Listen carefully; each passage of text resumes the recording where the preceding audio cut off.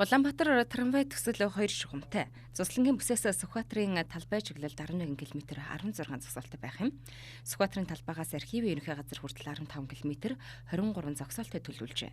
Энэ төслийг төр хувийн хвшлийн түншлэлээр хэрэгжүүлэхээр түншлэгч байгууллагаас сонгон шалгаруулах ажил эхэлсэн байна. Материалыг 1-р сарын 23-ны хүртэл хүлээж авах юм.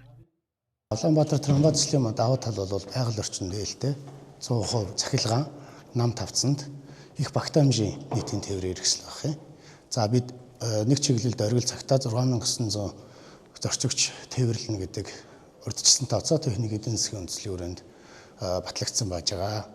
За трамвай бол Сүхбаатарын талбайгаас архивын ерөнхий газар руу 37 минут, Цуслангийн бүсээс Сүхбаатарын талбай руу 29 минут зорчих.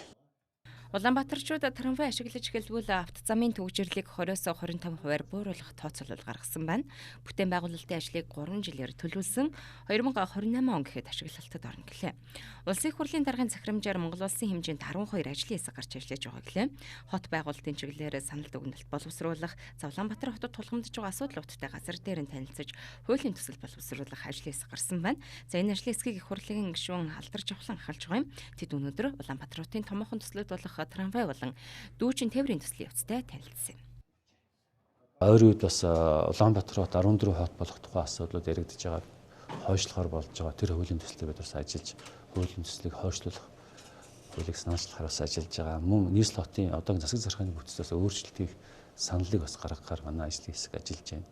Мөн бүтээн байгуулалтын чиглэлийн томоохон одоо ажлууд ялангуяа хот төлөвлөлтөж холбоотой одоо баригдаж байгаа хотгон хороолууд дээр очиж улсын сургууль цэцэрлэгтэй баригдаж байгаа хэсэгтэр бас хяналт тавья гэсэн бодол байгаа.